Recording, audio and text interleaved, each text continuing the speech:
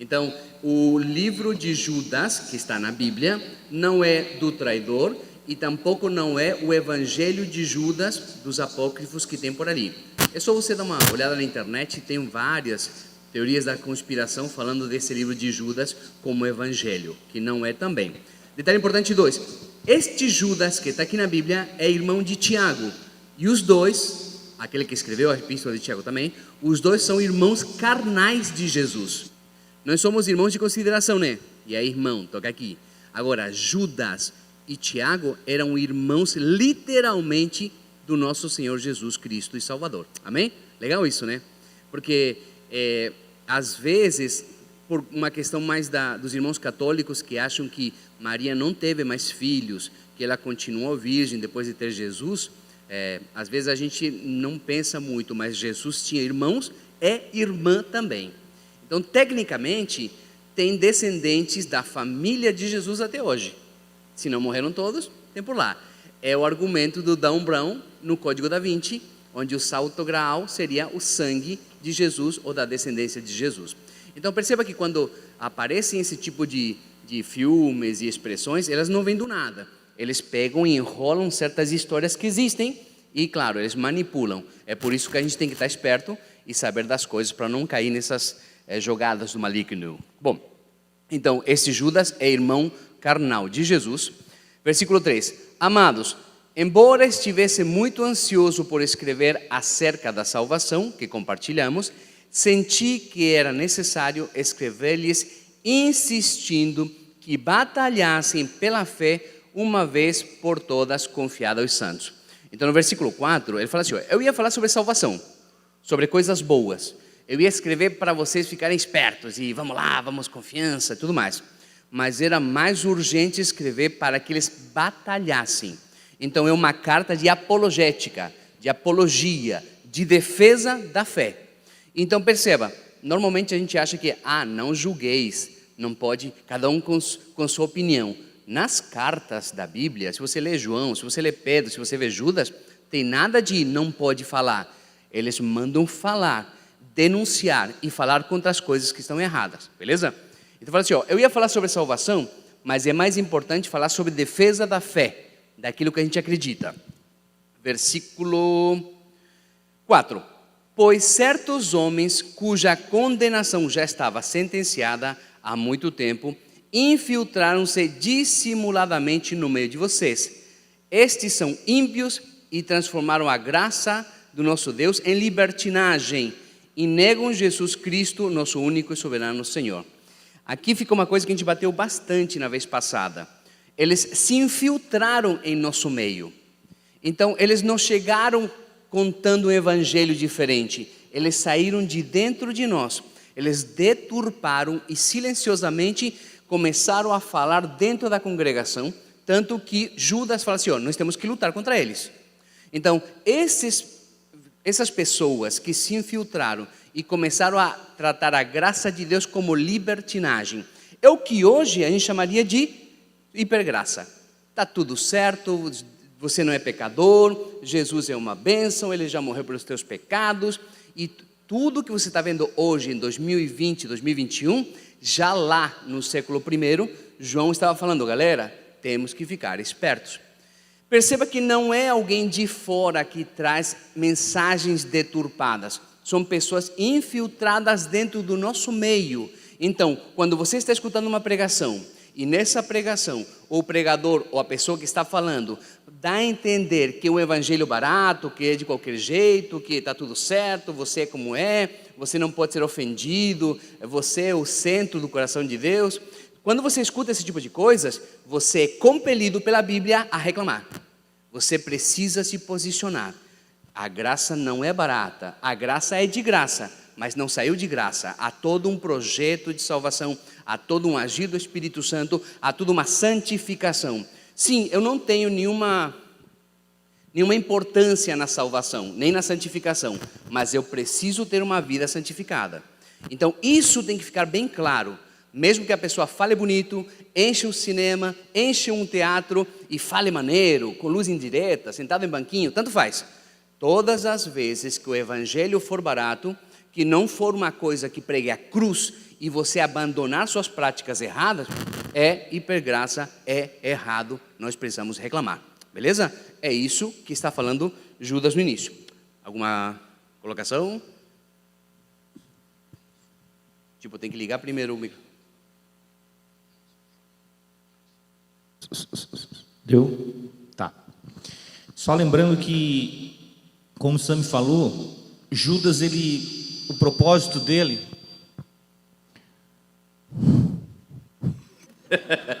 Não falei que ele é mal-humorado? Ó, já não tem som, tá, agora. O propósito de Judas era falar sobre salvação, né? E a gente também tem que ter em perspectiva que a carta de Judas, ela é muito semelhante à segunda carta de Pedro, tá? Se você analisar os 25 versículos de Judas, 15 versículos têm correspondência na segunda carta de Pedro, tá? Então, a gente vê o caráter de urgência dessa carta quando ele muda. Ele está escrevendo, ele disse que ia falar sobre salvação e, de repente, algo no contexto avisa ele que ele precisa realmente escrever uma carta para falar dos falsos mestres que estavam se infiltrando na igreja, ou que estavam infiltrados na igreja. Então, essa correspondência com segunda de Pedro, ela é bem importante a gente ter essa noção aí, tá? Inclusive, os comentários bíblicos de Judas sempre vêm acompanhado com um comentário de segunda de Pedro, beleza? Achei que tu estava colocando uma linguagem neutra aí no meio. Não, era Pedri. Pedri. Pedri. Vou te dar uma pedreada. Bom, então perceba, é uma urgência de falar sobre esses infiltrados que eram dentro, que tinham estima. E se eles falavam e as pessoas ouviam, porque eles tinham estimas, não eram forasteiros que do nada chegaram, itinerantes, e começaram a falar. Eram pessoas que eram do meio, eram conhecidos e eram ouvidos, e isso é perigoso. Você deve respeitar, você tem que ouvir o que as pessoas têm contradito. A opinião diferente tem que ser ouvida, mas o crivo, o óculos é a palavra de Deus. O cara pode falar bonito, maneiro, supostamente com autoridade, mas se não for crivado pela Bíblia, é anátema. Você tem que dar chulapada na cara, beleza? É uma maneira de falar, não com agressão. É com ímpeto apenas, tá? Versículo 5. Embora vocês já tenham conhecimento de tudo isso, olha só, essa é a parte que mais me preocupa. Essa é a parte que mais me preocupa. Embora vocês já tenham percebido, embora vocês já saibam que tem gente deturpando o Evangelho, embora vocês já saibam de tudo isso, quero lembrar-lhes que o Senhor libertou um povo do Egito, mas posteriormente decidiu destruir os que não creram. Ele estava lembrando uma coisa bem simples. Deus é amor? É amor. Ele é justiça? É justiça. Ele é maneiro? É maneiro. Ele é curador do seu coração? Curador do seu coração. Mas ele também matou literalmente 600 mil homens no deserto. Então essa que é a grande questão. Deus é legal, Deus é amor, tudo o que você quiser, mas ele tirou um povo do Egito, e esse povo do Egito estava com o coração no Egito, e a gente comentou na vez passada, os que entraram na terra prometida não foram os filhos do Egito, foram os filhos do deserto. Durante 40 anos, 600 mil homens morreram, e só os que tinham 20 anos para baixo é que entraram na terra prometida. Então o que ele está lembrando aqui? Galera, tudo legal, tudo maneiro, Jesus, paz e amor, mas aqueles que são de dura serviço, que não querem seguir Deus, que não acreditam, acabam morrendo, ou espiritualmente, ou literalmente. Pesado, né? É isso. Evangelho é pesadão. Bom, versículo 6. E quantos anjos que não conservaram suas posições de autoridade, mas abandonaram sua própria morada, ele os tem guardado em trevas, preso com correntes eternas para o grande dia do juízo final. Então, olha só, ele vai dar 3 exemplos de personagens, o próprio povo que foi tirado do Egito, Deus matou uma galera. Os próprios anjos que saíram do lugar onde eles estavam destinados, Deus os condenou. E aí vem as 2, 3 linhas sobre o que isso quer dizer. Rapidinho, vamos só comentar sobre as linhas de os anjos que não guardaram o seu legado e foram condenados em trevas. Porque a pergunta é, se eles foram acorrentados, Então o diabo está na terra ou não está na terra? Ele está livre ou não está livre? Judas diz que eles estão aprisionados. E agora? E olha que ele não fez aquela macumba gospel, eu te amarro, eu amarro você, sei lá o quê. Simplesmente quem amarrou foi Deus, porque Ele que tem autoridade, você não. Alguém tem? Nossa, tá alto. Esse texto aqui, que fala dos anjos aqui que não guardaram sua autoridade, como a gente já mencionou no primeiro encontro sobre a carta de Judas, tem uma linha de pensamento que vai adotar o raciocínio de que esses anjos são diferentes dos anjos que caíram com a queda de Satanás, lá no princípio, né? Eles vão adotar a ideia de Gênesis capítulo 6, que fala que os filhos de Deus, e esses filhos de Deus, eles concluem que são anjos que não guardaram a sua autoridade, a sua missão, indo atrás dos seus próprios pecados e cobiças, vamos usar essas palavras aqui, se sentiram atraídos pelas filhas dos homens, tiveram relações sexuais com elas. Em Gênesis 6 vai nos falar que destes surgiram gigantes sobre a terra, homens valorosos, a sua fama, a fama deles se estendeu sobre a terra. Então, uma linha de raciocínio vai dizer que esses filhos de Deus, de Gênesis capítulo 6, são anjos que tiveram relações sexuais com as filhas dos homens. Por que dá esse salto, Tiago, na Escritura? Por que de Judas nós vamos lá para Gênesis 6? É porque Judas ele usa muita literatura apócrifa, que para nós hoje é considerado apócrifo, ou pseudoepígrafos.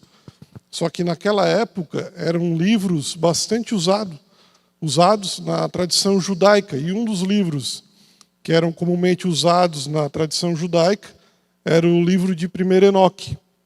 Então, o primeiro livro de Enoque, né? Não de 1 Enoque. O primeiro livro de Enoque. E no primeiro livro de Enoque a gente vai encontrar esses fatos escritos e narrados, de que foram anjos mesmos que não guardaram sua autoridade e tiveram relações sexuais com as filhas dos homens. Então, por isso que a gente dá esse salto para Gênesis 6, porque ele faz citações desse livro e analisando todo o contexto que está escrito esse texto aqui, essa linha de pensamento ela conclui dessa forma. Lembrando que a gente não está dizendo que os anjos e os humanos tiveram seres híbridos. Nós estamos te explicando mais ou menos o que Judas tinha na cabeça, o que ele pensava quando escreveu isso.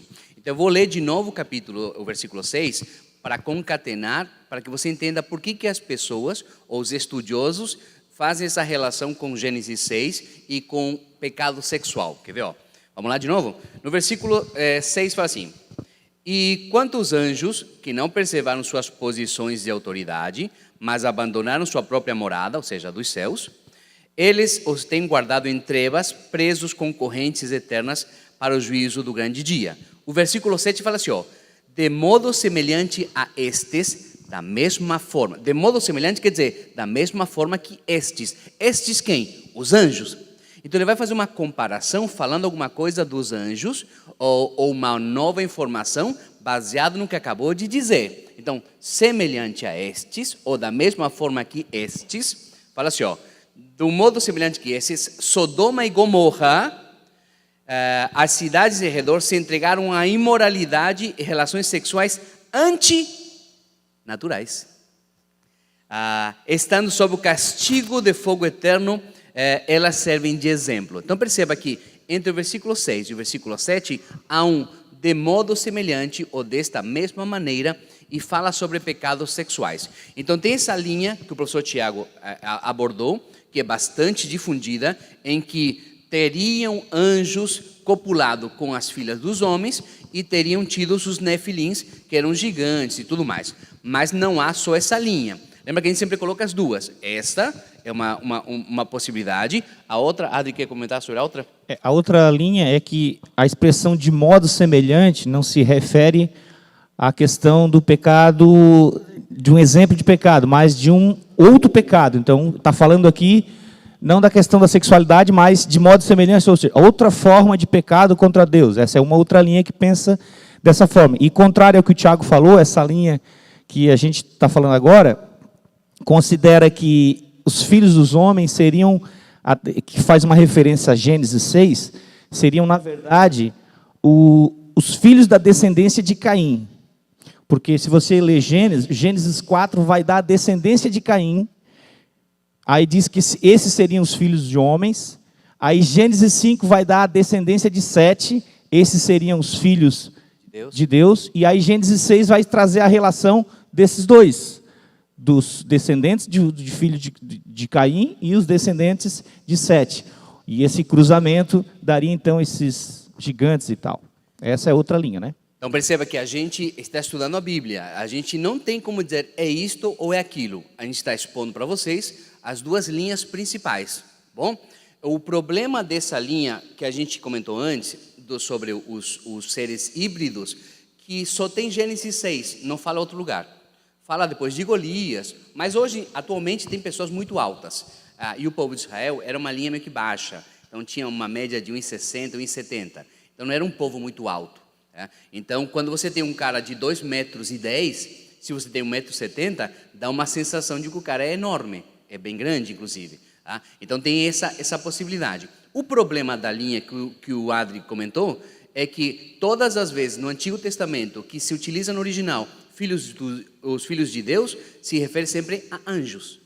Então, é como se o tempo todo falasse naquele termo, filhos de Deus, referindo a anjos, e somente em Gênesis 6 estaria falando da descendência de Sete, e que não é descendência de anjos, e sim de um dos filhos de Adão, que vimos na aula passada, lembra? De Abraão, toda a linhagem de Sete. Então, é só para você saber que esta carta, que tem um capítulo só, ela foi muito, mas muito discutida durante muito tempo, porque tem todos esses problemas. Aliás, os problemas estão apenas começando. O pior está por vir. Quer ver?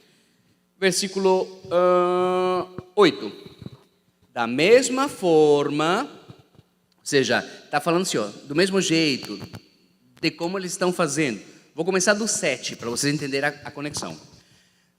Versículo 7. De modo semelhante a esses, Sodoma e Gomorra e as cidades em redor se entregaram à imoralidade e a relações sexuais antinaturais. Estando sob o castigo de fogo eterno, elas servem de exemplo. Da mesma forma, estes sonhadores, agora não está mais falando de outra coisa, está falando daqueles que ele começou a argumentar, aqueles que estão infiltrados no meio de vocês. Então ele coloca como exemplo os anjos, coloca Sodoma e Gomorra, coloca todas essas composições de pecados terríveis e com conotação sexual, e agora fala assim, da mesma forma, estes sonhadores, volta a falar com aqueles que ele está querendo que vocês resistam. Da mesma forma, estes sonhadores contaminam o próprio corpo. Então, se ele acaba de falar de pecados sexuais e Sodoma e Gomorra e fala assim, da mesma forma, estes sonhadores contaminam o seu próprio corpo, você acha que dá para fazer um link com imoralidade sexual? Sim, nesse caso dá, beleza? Contaminam o seu corpo, rejeitam a autoridade e difamam os seres celestiais. Agora, de que forma eles difamam os seres celestiais? Tem uma outra briga.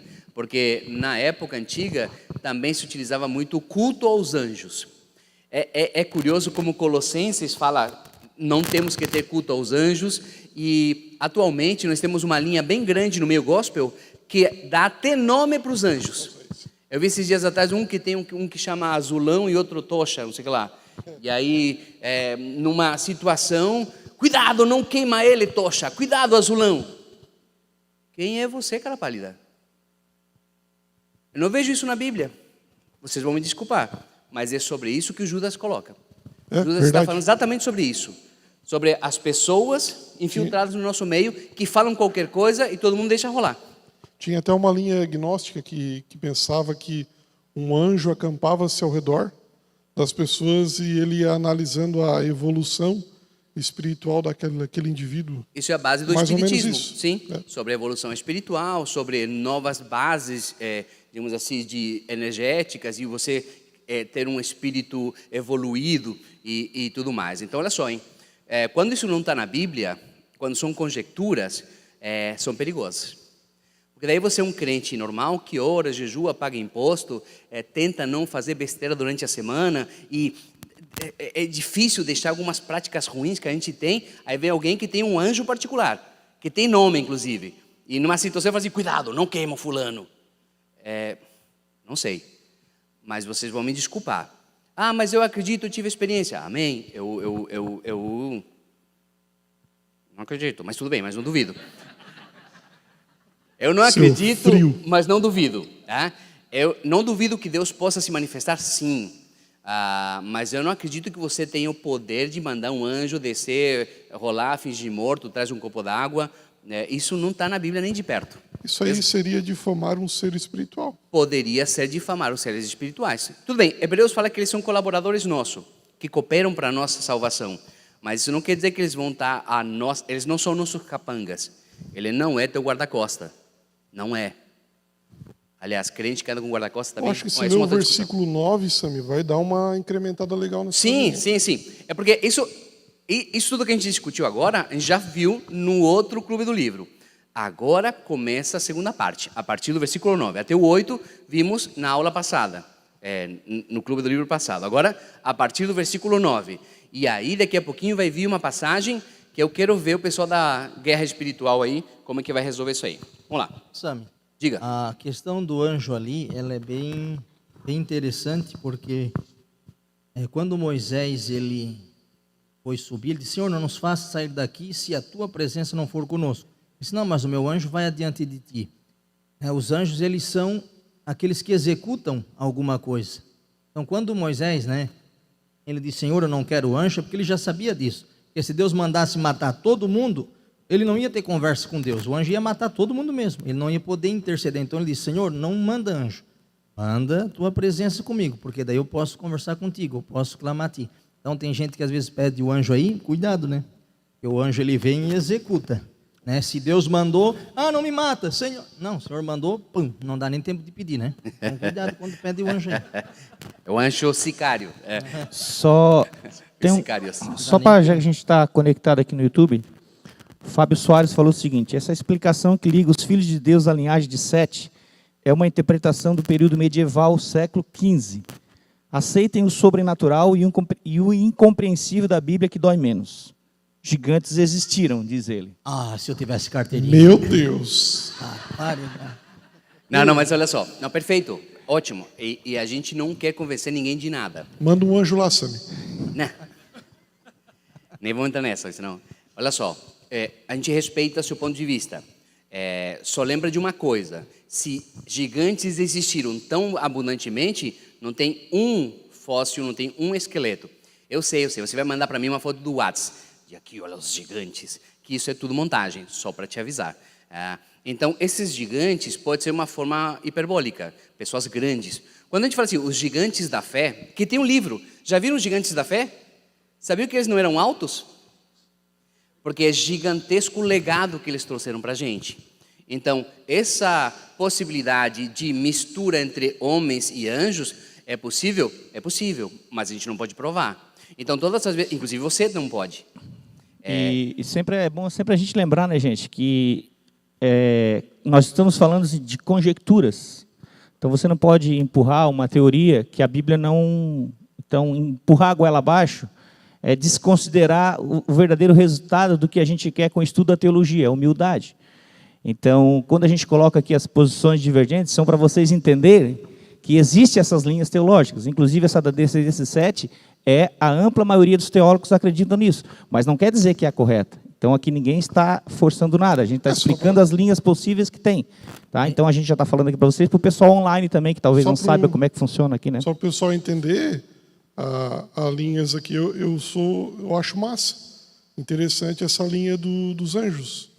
Eu acho muito massa. Só rapidamente, assim, aqui nós quatro, o Adriel, ele é mais da linhagem de Sete, porque ele é mais ortodoxo, mais tradicional, ele não chora nos cultos e tudo mais. É uma geladeira. Agora, o Tiago já é mais da linha... Eu sou mais desviado, assim. Que é possível, sim, a mistura entre homens e anjos, sim. eu também sou mais propenso para isso. Mas eu não posso dizer que é. E você na internet também não. Porque nós não temos como provar biblicamente. Então, a nossa opinião morre quando não está na Bíblia. Juntamente com o Azulão e o Tocha. Que eu sei que ele vai ficar chateado. Eu sei que ele vai ficar chateado com isso. Sami, e também é sempre importante avisar, como o Adriel disse, dentro da teologia existe a especulação. Desde que se diga que se está especulando. Mas aqui nenhum de nós dá voz aonde a Bíblia se cala. Meu Deus. Eita! Receba aí. Agora senti um arrepio, A hein? gente especula, né? E tu? Mas a gente não dá voz. A minha, como não tem muita importância, eu acredito que ali os anjos é a questão que eles deixaram os principados mesmo, aquilo que eles deveriam fazer. Fala de autoridade e não essa lambança sexual. Mas eu respeito os meus colegas. Lambança sexual. Eu acredito que foi. Eles deixaram aquilo que era para fazer, se rebelaram contra Deus, contra a vontade de Deus, foram chamados para governar e deixaram ali o seu principado. É uma outra linha também. Perfeito. Tanto que o pastor Lucas, o ex-pastor credenciado, agora simplesmente irmão, ele fala assim, deixaram os principados e potestades, como se fosse um cargo, que é uma maneira de entender os principados e potestades que está na Bíblia. Mas muita gente acredita que principados e potestados é um tipo de ser espiritual, porque não tem só anjos, tem arcanjos, tem os seres que estão diante de Deus, tem os serafins, tem os querubins, tem um monte de coisa que a gente não sabe. Sabe aquelas pessoas que vão para o céu e voltam com um monte de narrativas esquisitas? Eu conheço um que é confiável. Esse um que é confiável, que eu tenho quase certeza que ele foi de fato para o céu, ele fala assim, galera, eu fui, mas as coisas que estão lá não dá para falar. É um tal de Paulo, já ouviu falar? O Paulo foi. E quando ele foi contar, ele começa assim, eu conheço alguém que foi em sonho ou em espírito, eu não sei, para você ver o respeito, o cuidado que ele tem com essas coisas. E agora, se você entrar no YouTube, você tem 20 caras que foram 20 vezes para o céu, para o inferno, tá assim um passeio turístico bem fácil para lá. Não sei, vamos parar, vamos meditar. Acredito no sobrenatural? Acredito no sobrenatural sim, mas eu acredito que Judas está falando, tem galera infiltrada no meio de vocês, que está deturpando aquilo que vocês já sabem. Isso me preocupa bastante. Beleza? Vamos lá? Quem está na internet, quiser colaborar, pode perguntar. Percebeu? A gente não pula de questão. Mas também quando a gente percebe que a pessoa não está afim de aprender e sim querer discutir, a gente barra e expulsa e é isso mesmo.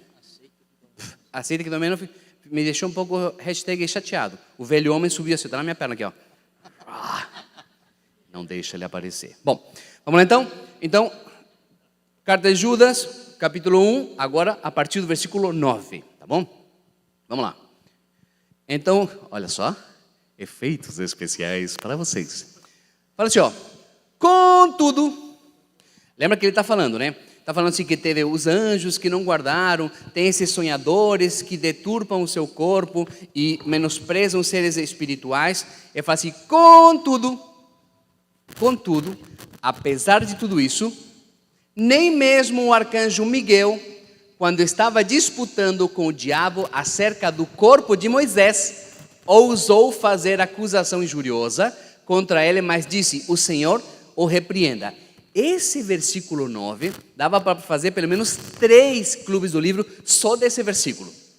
Então, antes de começar na treta pior de o próprio arcanjo Miguel diz, o Senhor te repreenda para Satanás e não amarra, não chuta, não chama o Azulão nem o Tocha, olha só. Contudo, nem mesmo o arcanjo Miguel, não sei se você sabia, na batalha final, quem vai vencer o Satanás vai ser quem? Miguel. Por que não venceu agora? Porque não é a hora. Todos, do lado bom, do lado ruim, todos estão sujeitos à vontade e soberania de Deus. Todos. E se Deus manda, acontece. Se Deus não manda, não acontece. Bom, nem mesmo o arcanjo Miguel, quando estava disputando com o diabo acerca do corpo de Moisés. Pronto, e agora? Tá, vamos lá. Só nosso amigo Fábio Soares colocou aqui, Não dá voz para ele, cara. Não, gente boa, aluno nosso, não é aluno, é ouvinte. Aluno nosso, então tá. Não se preocupem. Eu acho, né? Pela falta de caracteres, não terminei o pensamento. Acredito em gigantes como descrito na Bíblia e várias outras culturas. Estudo linhas de interpretação que não é popular no Brasil. Beleza, é isso aí. Amém. Tá. Gente, olha só. É muito perceptível que Judas faz uso de literaturas que nós consideramos apócrifos, literaturas extra-bíblicas, tá? Só que a gente precisa entender que, quando Judas está escrevendo a carta, ele não tem uma Bíblia como nós temos. Então, o que eles têm são transmissão oral, escritos, cartas circulando, ainda em processo de aceitação pela igreja, e toda uma literatura judaica rolando ali no contexto. Então, quando a gente fala em apócrifos, Assunção de Moisés, Enoque, e ainda no versículo 6 e no versículo 8, alguns resquícios de 2 apócrifos também, Testamento de Naftali e Testamento de Aser. Então, parece que Judas fez uso muito disso. Agora, a gente precisa entender o seguinte: não é porque Judas fez uso dessa literatura que a carta de Judas não é inspirada. E o contrário também é verdade. Não é porque Judas fez uso disso que aquela literatura pode ser considerada canônica. Canônica, que eu digo, é aceito, né, escritos inspirados. Né? Então, o que a gente precisa entender primeiro? Na igreja primitiva, existia muita literatura que os crentes faziam uso, inclusive esses livros que mais tarde foram considerados apócrifos. E era muito comum, não só em Judas, tá? E eu queria fazer uma rápida leitura com vocês, queria que vocês pegassem suas Bíblias. Nós vamos ver em outros livros, em outras cartas, passagem que certamente o autor fez uso de literatura extracanônica ou literatura apócrifa. Quer ver? Abra aí comigo Atos 17 e 28.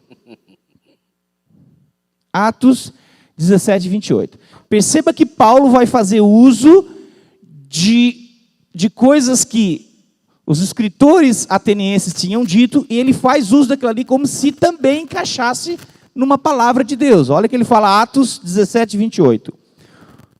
Entre aspas, pois nele vivemos, nos movemos e existimos. Todo mundo pensa que isso foi palavra da boca de Deus. Não, Deus usou algo que havia sido dita pelos poetas atenienses e utilizou aquilo ali como palavra de Deus. Só lembrando que está entre aspas, porque é uma citação direta. Quando a gente está escrevendo um texto e você vai mencionar alguém, você fala assim como disse o pastor Telmo, aspas, e você escreve o que o pastor Telmo falou. Tem que ficar claro, porque se você não dizer quem foi que falou, isso chama plágio. Então, teu TCC, tua grande ideia, morre porque é considerado uma cópia. Então, todas as vezes que você faz a citação de alguém, você precisa colocar as aspas para que fique claro que não é seu. E, curiosamente, essa citação está em quê? Entre aspas, porque não é uma citação literal dele, ele cita de alguém. Abra aí em 1 de Coríntios 10 e 4. 1 de Coríntios 10 e 4. Diz assim, ó. Vamos ler a partir do versículo 3. E todos comeram a mesma comida espiritual. E todos, Paulo está falando da questão do povo de Israel durante a peregrinação no deserto. E todos comeram a mesma comida espiritual. O 4 fala assim, rocha espiritual que os seguia, e a rocha era Cristo. Isso aqui é extraído, possivelmente, de uma literatura midrash rabínico, de uma literatura em que os judeus acreditavam que durante 40 anos uma rocha vertia água no deserto e matava a sede do povo. Isso é, quando a gente fala nessa literatura judaica, na verdade esse midrash judaico é um método de interpretação bíblica que os judeus faziam e eles acrescentavam detalhes ao que a Bíblia não detalhava. Então perceba que não era uma coisa vista como incomum por Paulo, tanto é que possivelmente ele fez essa citação aqui fazendo uma comparação dessa literatura judaica. Hebreus, se você ler Hebreus, você vai ver que Hebreus faz muita menção, possivelmente, às obras de Filo. Filo era um escritor, na verdade era um filósofo judaico, né? E ele foi do tempo de Jesus. Então tem muita citação ali em Hebreus que parece que faz uso dessa filosofia também, tá? E aí eu quero finalizar aqui com 2 de Timóteo 3 e 8. Lá em 2 de Timóteo 3 e 8 diz o seguinte, ó. Como Janes e Jambres, se opuseram a Moisés, esses também resistiram à verdade. A mente deles é depravada, não reprovados na fé. Janes e Jambes não tem lugar nenhum. Ele faz uma menção aqui a Êxodo, que fala daqueles imitadores, que quando Moisés joga a vara no chão se transforma em cobra, e aí vieram imitadores. Essa literatura que cita isso aqui é uma literatura extra-bíblica, que faz menção a esses dois nomes. Então, Paulo fez uso também de uma literatura extra-bíblica e encaixou na Bíblia para explicar alguma coisa. Então, não é porque ele fez isso que a gente vai desconsiderar e nem dizer que o texto aqui não é inspirado por Deus. Beleza? A questão da menção dos anjos em dar a lei, lembra que, né, em algumas passagens diz que a lei foi dada por Deus a Moisés por intermédio de anjos. Em outras passagens no Antigo Testamento a gente vê que a lei foi dada diretamente. Essa questão dos anjos também é retirado da literatura judaica, que acreditava que os anjos tinham essa função também no Antigo Testamento. Beleza? A questão de que fala ali, Atos 7:22, quando Estevão está explicando toda aquela história, ele faz um resumo bem bacana do Antigo Testamento em Atos.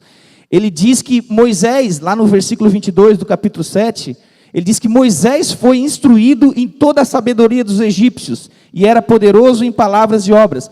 Você não vê em lugar nenhum da escritura do Antigo Testamento, da qual Estevão tinha conhecimento, falando que Moisés havia tido um treinamento na corte real do egípcio. Quem vai falar isso, na verdade, é também uma literatura extra-bíblica chamada A Vida de Moisés, que corria na época que Judas estava escrevendo essa carta. Então, com certeza, Judas fez muito uso de literatura que se conhecia na época e pegou trechos, o Espírito Santo, claro, direcionou nesse sentido e colocou na Bíblia. Tá bom?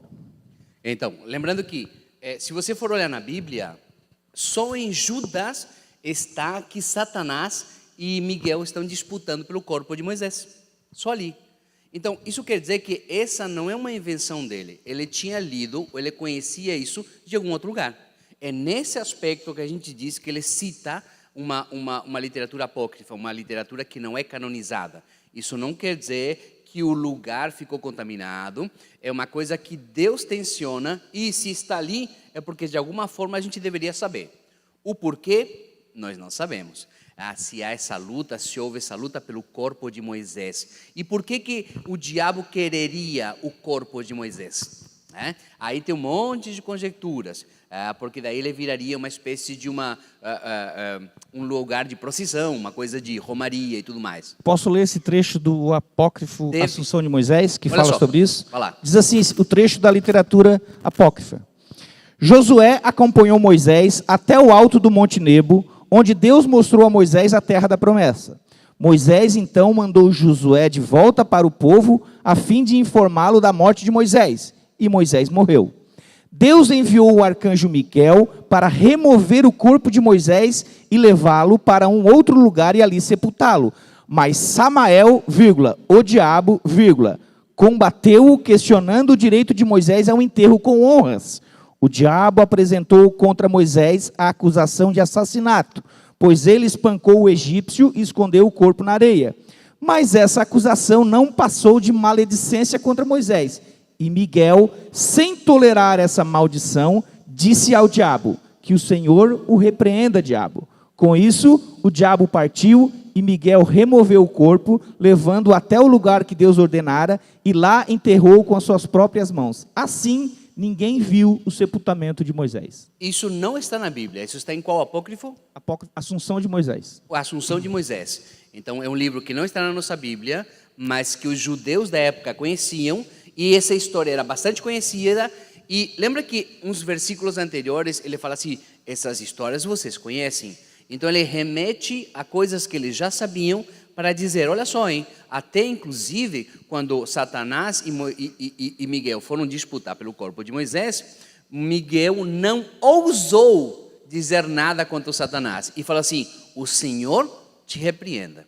Então nessas brigas espirituais e show pirotécnico, bola de fogo, boitatá e tudo mais que se tem por ali, e livros e livros e livros de batalha espiritual, e conheça o verdadeiro poder da batalha espiritual, você é um soldado. Em Efésios, as armaduras são de defesa, todas elas.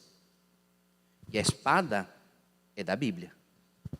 E a espada é como de 2 gumes, que corta para lá, mas corta para cá também. Então essa batalha espiritual, década de 80, começo de 90, era muito forte aqui no Brasil. Começou nos Estados Unidos, como sempre. Tem essa ideia, né? A teologia nasce na Alemanha, é deturpada na França, é embutida nos Estados Unidos e é consumida por aqui por nós. Então a gente pega coisas de fora sem saber de onde elas vêm.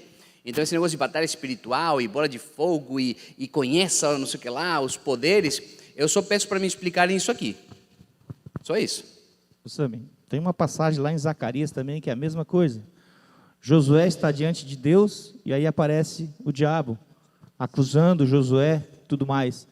E o anjo fala a mesma coisa, o Senhor te repreenda. Eu acho que aqui a gente tem um ensinamento dessa passagem, desse trecho, né? A gente percebe aqui que, vamos dizer, o maioral dos anjos bons, vamos dizer o arcanjo Miguel, né, contra o maioral dos anjos maus, né, o diabo. Capiroto. A gente percebe aqui que, apesar de Miguel ter toda o direito de repreender, ele não repreendeu. Isso ensina uma coisa para nós, que a gente precisa ser mais cauteloso em relação ao julgamento de outras pessoas. Se nem os anjos que têm o direito fazem isso, então a gente precisa ter mais cuidado em relação a esse julgamento que a gente faz das pessoas. A explicação de quem está nessa batalha espiritual é que supostamente Miguel e o diabo estão na mesma patente. Então por isso o Adri foi militar durante muito tempo. Então supostamente um tenente e outro tenente têm a mesma patente. Nenhum dos dois mandaria, por assim dizer. Tem a ver com tempo de casa, mas isso é uma outra discussão. Então, supostamente, tem a mesma patente, eles não podem um trucar ou retrucar o outro. Isso é por conta e risco de quem fala. Isso não está na Bíblia, isso não tem pé nem cabeça, isso faz parte de um senso comum, de uma cultura evangélica, onde se diz, não, porque nessa passagem, e as pessoas, curiosamente, é verdade. Ninguém diz assim, tá, mas onde tu tirou isso? Mas onde está escrito? Me diz outra passagem que fale a mesma coisa. Porque ele acabou de citar uma outra passagem do Antigo Testamento que acontece a mesma coisa. E eu te dou um presente de Natal. Dá uma lida em Jó. O livro de Jó é fantástico, porque o diabo vai se apresentar juntamente com os outros filhos do... E é o mesmo termo, tá? Quando os filhos de Deus vão se apresentar em Jó, tem a mesma expressão de Gênesis 6. Por isso você está perdendo. 2-1 para nós. Então, o diabo vai lá e Deus fala sobre o seu servo Jó. Viste meu servo Jó, blá, blá, blá. O diabo fala assim, mas também, ele está abençoado, tem um monte de dinheiro. Ele fala assim, então vai lá e tira tudo que ele tem, só não toca nele. Quem falou isso? Deus. Só depois que Deus fala, vai lá e toca em tudo, mas não toca nele, é que o diabo faz aquilo. O diabo volta, Deus fala assim, e aí, viu meu servo Jó? Eu falo, mas também, né, pele por pele, está de boa, com saúde, está tudo certo. Deus fala assim, então toca na saúde, mas não tira a vida. Aí o diabo vai lá e faz alguma coisa.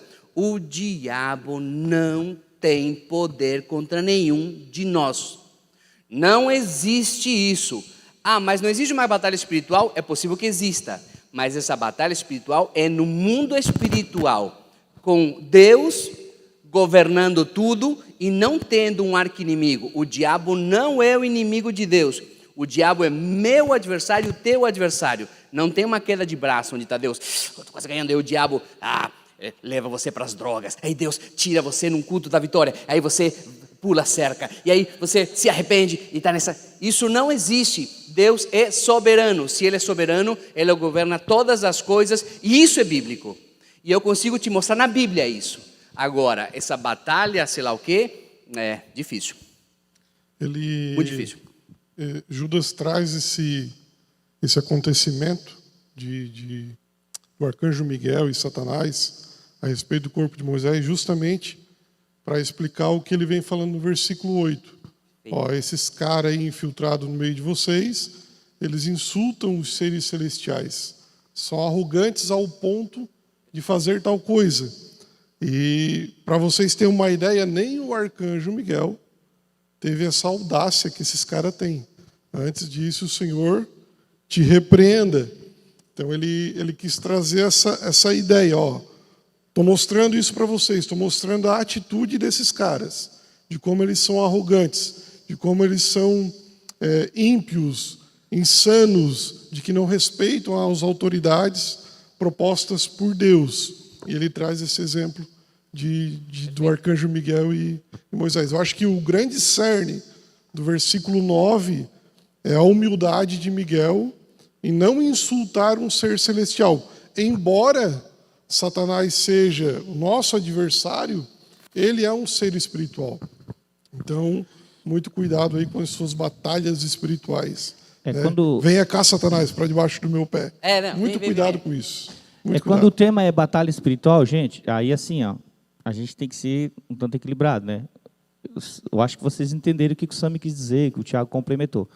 É que, às vezes, as pessoas colocam a batalha espiritual como uma meta de vida, um objetivo da igreja, né? Perceba que essa queda de braço, claro, não existe entre Deus e o diabo. Lá em Efésios você vai ler as armaduras, né? São armaduras de defesa. Então lá é muito claro, Deus está dizendo que se você se apropriar daquelas armaduras, você vence o diabo. Não existe a possibilidade, lá não diz assim, ó, mesmo você se apropriando dessas armaduras, você vai ser derrotado. Não, não é isso que diz lá. Diz que se você... E lembre-se que é o seguinte, que... Por que as armaduras têm itens lá e diz que a armadura completa? Ele fala, revestivos da armadura completa. Ou seja, se eu faço uso de 4 e deixo uma para trás, é uma brecha para o inimigo ficar me incomodando. Então não é que a batalha espiritual é inexistente, porque às vezes quando o Sami e o Tiago falaram ali, né, às vezes as pessoas, mas batalha espiritual existe. Não, existe, mas não nesse nível de intensidade que às vezes a gente vê por aí. Igrejas que são estruturadas em cima de batalha espiritual. Claro que o inimigo está sempre querendo nos derrotar, mas a vitória, a Bíblia diz que já é nossa. Né? Não é essa a vitória do dia a dia, a vitória final já é nossa, Cristo já conquistou, só que a gente precisa também se apropriar dessa armadura completa para fazer frente e resistir, porque o que a gente vê muito em batalha espiritual é ataque, ataque, ataque, quando na verdade o contexto de Efésios dá a entender que são uma armadura de defesa, inclusive o principal armamento do exército romano não é citado, que era a lança. Arma de ataque, não é? É citado a espada, que é majoritariamente uma arma de defesa, e é a palavra de Deus. Então, o contexto de batalha espiritual é real, a gente acredita nisso, só que o Sami e o Tiago quis colocarem é que não é essa ênfase que é dada por aí em alguns lugares, uma batalha constante que tu vai, né, viver a vida inteira nessa batalha, e tu nunca vence, tu só perde e tudo mais. Acho que é isso, né? Eu acho que, concordo, mas eu ainda sou enfático. Eu truco. Assim, ó. Eu vou dar uma posição agora aqui. Quero ver. Dar treta, porque já Pô, vai... cara, eu querendo livrar tua pele aqui, tu vem me Não quer. tem essa. Só para você esquecer. Mas outro ponto, lá em Atos dos Apóstolos acontece um episódio interessante, os filhos de Seva, que eles viram o apóstolo Paulo lá expulsando demônios, né? E eles disseram, não, também vou fazer isso aí. Foram lá, em nome de Jesus a quem Paulo prega, eu te expulso. Aí o que o demônio disse? Paulo Sei eu quem conheço. é Paulo. Jesus também, né? Agora vocês quem são? Então, quando ele fala essa questão aqui, Judas, porque ele está ensinando a igreja, porque existia dentro dessa comunidade hereges também, pessoas, porque se nós vermos, ele não falou da salvação e queria batalhar a verdadeira fé, a legítima fé. Então ele está ensinando também com isso, que não é de qualquer maneira que você vai estar aí dizendo, vou te expulsar em nome de Jesus, vou te expulsar em nome de quem Paulo prega. E chegou lá, levaram uma coça, né, e aconteceu todo aquele episódio. Então o que eu quero dizer? Que expulsar demônios não é um espetáculo, mas é um ato de amor. Por quê? Porque existe ali uma pessoa aprisionada, existe ali uma pessoa que está dependendo de alguém, e às vezes se faz aqueles espetáculos todos, né? Manda isso, dá um chute, amarra. Até o pastor Telmo um dia contou uma aqui, muito engraçada, mas eu não vou contar.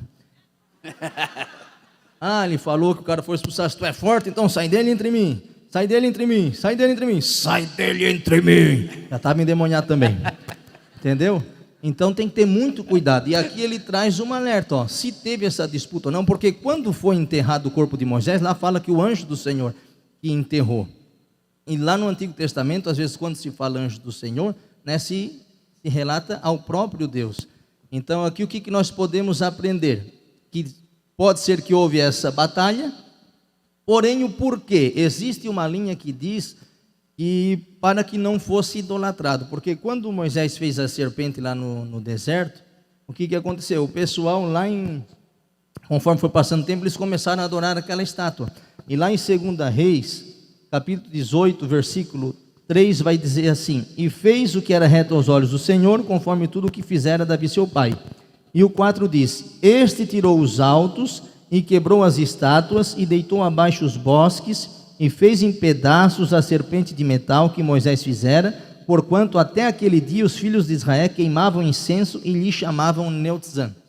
Então o que aconteceu? Talvez, pode ser que ele estava trazendo essa ideia, né, de que o corpo de Moisés, talvez, como o Sami falou, poderia ser venerado, poderia acontecer ali várias peregrinações, porque já estava acontecendo com a serpente. Aí o rei lá, Oséias, precisou o quê? Queimar, acabar com aquelas serpentes. Então, não estamos afirmando, mas há uma linha muito forte que fala essa questão. O corpo de Moisés foi guardado para quê? Para que não acontecesse aquele erro de idolatria, né, conforme eles já estavam fazendo com a serpente. Então, muito cuidado quando se trata da questão do diabo, porque ele é um ser espiritual e outra coisa, ele é poderoso, né? Ele tem poder, só que o Senhor, ele é todo poderoso. Perfeito. Lembrando que quando a gente fala em batalhas espirituais, a Bíblia fala inúmeras vezes sobre a nossa natureza, lutar contra a nossa natureza, contra os desejos da carne, e poucas vezes fala sobre esse bola de fogo, lança, sei lá o quê. Mas é muito mais legal. É muito mais legal aqui fazer um show pirotécnico do que o diabo, ele não vai obrigar você a pecar. Ou da batalha, o diabo não obriga você a pecar. O diabo apenas sugere. Olha lá, a vizinha está dando mole. Está se trocando na janela. Você e eu, com nossos próprios pés, vamos até os nossos pecados, até as nossas concupiscências. O diabo não tem nada a ver com nossa ação, ele apenas sugere. Por isso o capacete da salvação, que é a certeza. Por isso o escudo da fé, que nos protege das setas inflamadas. Não é uma flecha, é uma sugestão. Não tem ninguém olhando, ninguém vai te ver. Você faz uma vez, dá uma risadinha, elogia o perfume. Que cheirosa que você veio hoje. Daqui a pouco tem risadinhas esquisitas. Se você não cortar, como diz em Mateus, se teu olho te faz pecar, arranca teu olho, melhor ir caolho do que ir com os dois para o inferno.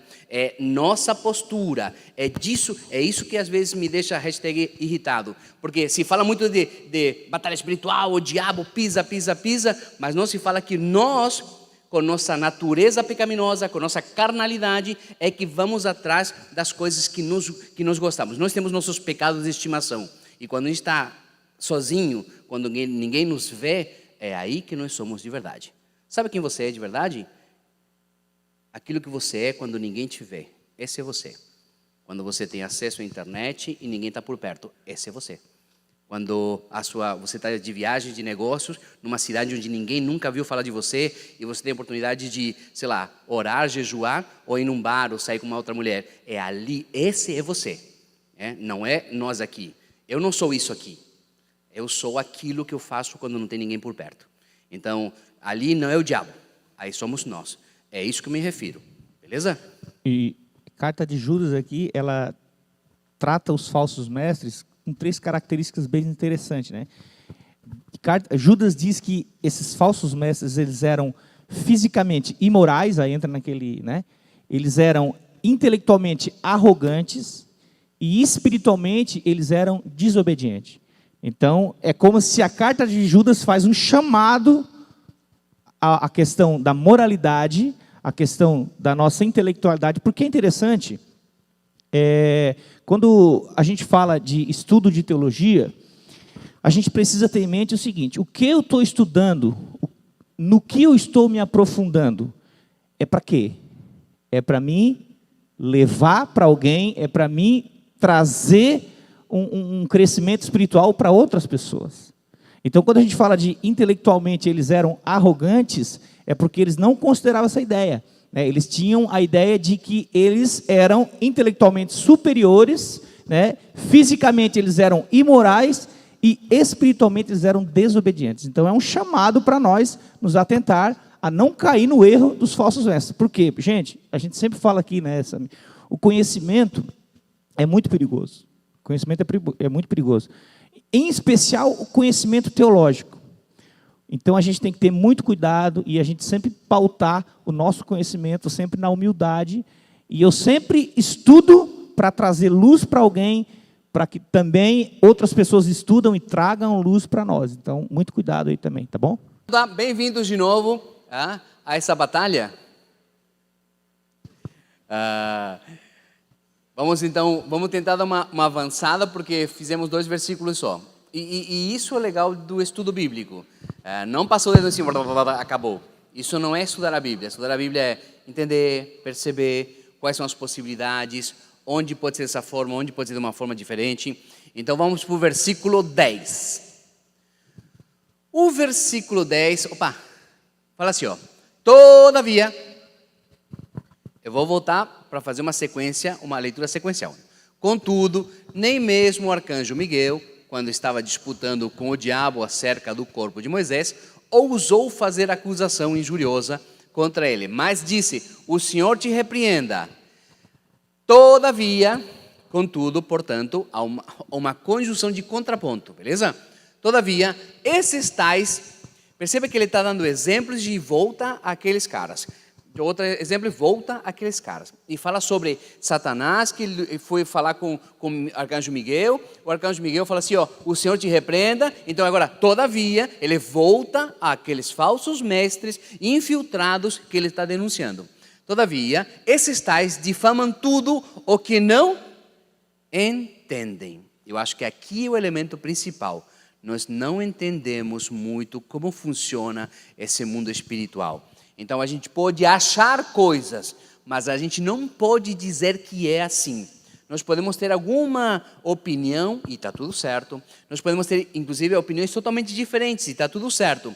Mas na grande maioria das vezes a gente não entende como isso funciona. Mas não entende mesmo. Deveríamos ser humildes para dizer assim, não sei.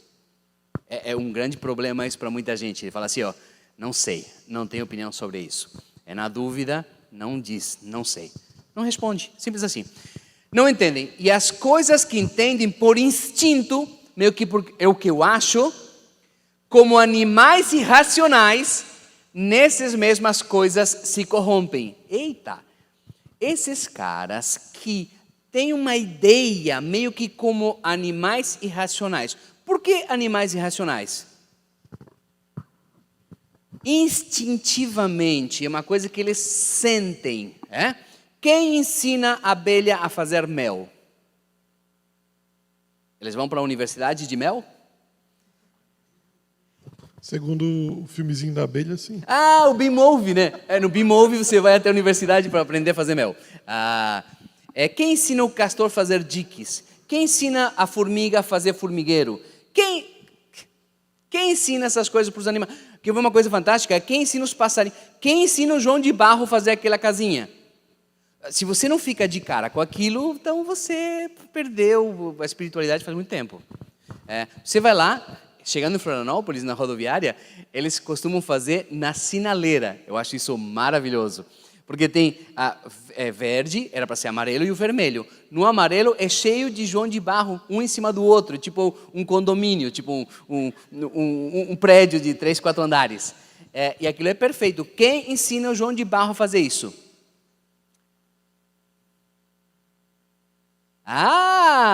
Nunca tinha pensado nisso. Bom, isso chama transmissão de código genético, ou seja, é uma espécie de um conteúdo intrínseco, uma coisa que já está inata neles mesmos. E o interessante aqui, galera, é que meio que ele dá uma confrontada com esses caras, porque esses caras aqui, gente, eles tinham uma ideia gnóstica, eram os gnósticos. E a doutrina gnóstica, ela tem várias ramificações. E a essência da ramificação gnóstica é a exaltação do conhecimento, do saber. Então, eles se gabavam muito, se gloriavam muito de ter o conhecimento certo. Aí vem Judas e diz assim, todavia esses tais difamam tudo o que não entendem. Ou seja, os caras que detinham conhecimento, Judas fala o seguinte: vocês não entendem nada. E as coisas que entendem por instinto, como animais irracionais. Olha só, Judas desce eles ao nível de animais irracionais, que agem por instinto, como o Sam falou, por sua própria natureza. E falando na nossa natureza caída e pecaminosa, aí a gente vai agir nesses instintos mesmos, de se afastar de Deus, de fazer aquilo que o Sam estava apresentando aqui antes do intervalo. Você é quem você é quando ninguém está te olhando. Ali você vai saber se você está agindo por instinto irracional, como um animal que sai, né, aqueles búfalos. Oi? Não? Perdi agora. Então, mas é essa jogada de Judas. Ele confronta o conhecimento gnóstico. Vocês dizem conhecer, mas vocês não entendem nada. Ele não se perde na linha de raciocínio dele. É muito massa. No instinto, instintivamente tem a ver com a natureza. E a nossa natureza, ela é pecaminosa. O que nós temos para oferecer? Uma coisa chamada frutos da carne, ou seja, as obras da carne, que são ciúmes, contenda, maledicência. Esses somos nós. Então, mesmo que por instinto eles entendem alguma coisa, nesse instinto eles se corrompem. Eles podem começar bem, podem argumentar bem, mas no fundo são lascivos, maledicentes, são orgulhosos. E todo cara que não é guiado pelo Espírito Santo é assim. Uma hora ou outra você percebe, ele é pego na curva, é pego na sua própria natureza. É isso que Judas está falando. Massa? Versículo 11. Ai deles! Isso é massa, hein? Ai deles. Ai deles. Por que massa? Porque você vê essa expressão várias vezes sendo expressa por Jesus, citada nos evangelhos. E ele usa ai deles quando ele quer falar contra quem, Sami? Contra os falsos profetas. Ai de vós, falsos profetas. Ai de vós, escribas e fariseus hipócritas. Então esse ai deles vem carregado de juízo sobre as pessoas que difamam o caminho da verdade. Então, quando começa assim, ai deles, primeiro está mostrando quem eles são, como eles se infiltram, qual é o instinto deles, que mesmo que pareça de conhecimento, é de soberba, de lascívia e de dominação sobre as outras pessoas, ai deles. Porque, engraçado, né? Se a gente fosse escrever a Bíblia, fala assim, não julgueis para não ser julgados, não toqueis não sei no quem. Ai deles, eles são expostos, são mostrados e está dito, coitado deles, porque alguma coisa vai acontecer. Isso não passa impune. Ai deles, pois seguiram o caminho de Caim. Qual é o caminho de Caim? Perceba que Judas é bastante didático. Eu acho que ele era professor, tá? Porque ele dá um argumento e ele coloca exemplos para que as pessoas entendam o que ele está dizendo. O caminho de Caim. Eu só vou fazer uma leitura rápida que acontece em Gênesis. Deixa eu ver aqui. Gênesis 4. 4 e 3. Não. É sim. Olha só. Gênesis capítulo 4. Eu vou começar do 1 só para contextualizar. Para que você entenda o que é o caminho de Caim. Fala assim, Adão teve relações com Eva, em algumas versões fala assim, conheceu Eva. Não é conheceu tipo, oi, tudo bem, como que você está? Aí tem a ideia de relacionamento mesmo, tá? E a sua mulher, ela ficou grávida e deu à luz a Caim. Então ela disse, adquiri um varão com auxílio do Senhor. Olha que lindo. Caim nasceu, que beleza. Olha só quando nasce Abel. Depois deu à luz Abel, irmão de Caim. Abel foi pastor de ovelhas e Caim agricultor. Pronto, tipo, Abel nasceu e isso aí, fazer o quê? Já nasceu. Versículo 3. Aconteceu que, ao fim de um certo tempo, Caim trouxe do fruto da terra uma oferta ao Senhor. Abel, por sua vez, trouxe das primícias do rebanho e a gordura deste. O Senhor se agradou de Abel e sua oferta, mas de Caim e da sua oferta não se agradou. Caim ficou muito irritado e fechou a cara. Versículo 6. Então o Senhor lhe disse, olha Senhor, Deus falando para Caim. Então o Senhor lhe disse, por que você está irritado? E por que essa cara fechada? Versículo 7. Se fizer o que é certo, não é verdade que você vai ser aceito? Mas se não fizer o que é certo, eis que o pecado está à sua porta e à sua espera. O desejo dele será contra você, mas é necessário que você o domine. O caminho de Caim é você saber que tem essa raiva, esse pecado, essa brecha moral, e o Espírito Santo mostrar para você e ainda assim você fazer. Simples assim. Eu sei que você deve ter ouvido pregações de o que era a oferta de Caim, de Abel. A Bíblia é clara. Deus se agradou de Abel e da sua oferta. Então nós somos uma extensão, a nossa oferta é uma extensão da gente. Se você é bom de coração, a tua oferta é boa. Se você é sincero, a tua oferta é sincera. Mas ele não se agradou de Caim e da sua oferta. E Deus fala assim para ele: se você agir certo, você não será aceito? Está lá, sem fazer coisas, é só ler lá. Ou seja, ele sabia que iria pecar, ele sabia que estava acumulando raiva, ele sabia, e Deus fala e ele ignora. Então, o caminho de Caim é, mesmo sabendo que estão indo para o pecado, mesmo assim eles vão. A primeira epístola de João, 3:12, ele vai dizer o seguinte, ó: não sejamos como Caim, que pertencia ao maligno e matou seu irmão. E por que o matou? É uma pergunta. Porque suas obras eram más e as de seu irmão eram justas. Existem algumas teorias de que por que Deus não teria aceito, né, o sacrifício. Aí fala porque não foi um sacrifício de sangue, né? Mas se você ler ali, você vai dizer que a Bíblia fala que Caim traz alguns frutos. Abel traz da primícia, da gordura do primogênito. E interessante é que parece que, aqui João fala que as obras de Caim eram má e as de Abel eram justas. Então, é uma questão que vem antes do próprio sacrifício que eles oferecem, né? Caim não tinha noção que Deus, não é que Deus busca adoração, Deus busca adoradores que adoram o Espírito em verdade, ou seja, com uma vida, a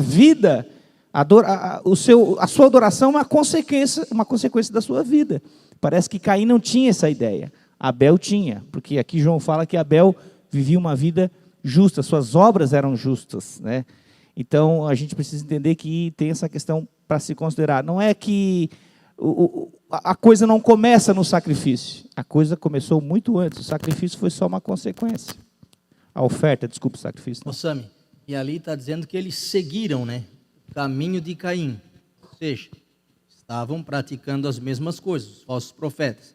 E como é que eu fujo do caminho de Caim? Ame o teu próximo como a ti mesmo, porque a lei do Senhor vai muito além do não matarás.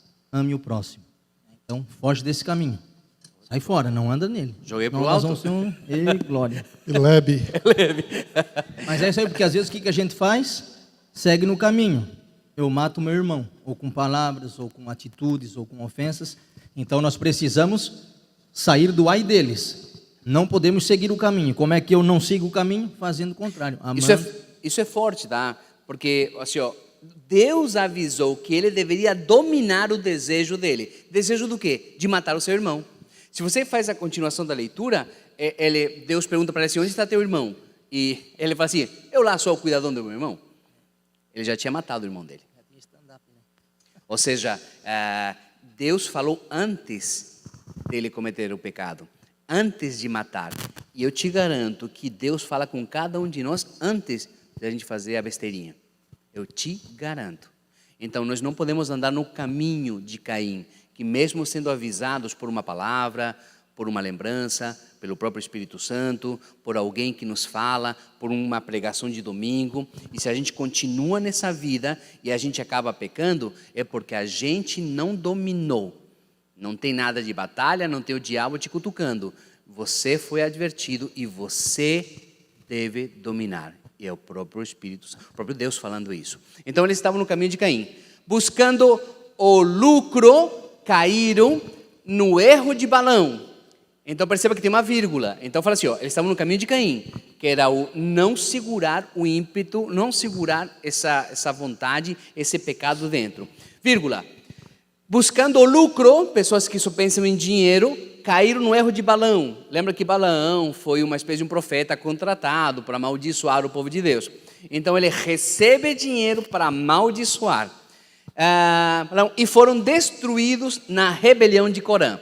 Então nesse versículo nós temos o ímpeto, a vontade não dominada. Nós temos a vontade do lucro e vender as nossas atitudes e os nossos dons para ganhar dinheiro. E tem a rebelião. Eles pegaram e fizeram um complô contra Moisés e o seu irmão Arão para tentar destroná-los da liderança. Então, está falando de pessoas que são de dura serviço, que são disfarçados, que são avarentos e que são pessoas que pensam em lucro. É desse tipo de caras que a gente está falando. É isso aí. Alguém não concordou ali? 12. Esses homens são rochas submersas nas festas da fraternidade que vocês fazem. O que é uma rocha submersa? O que está falando até agora? De pessoas disfarçadas, que você não as vê, você não entende a intenção deles. Mas uma rocha escondida nas antigas navegações, às vezes você via o mar numa boa, quando você entrava com o seu barco, de nada batia seu casco, fazia um furo e você afundava. E você nem sabia como que aconteceu. Essas pessoas são dessa maneira, são como rochas submersas.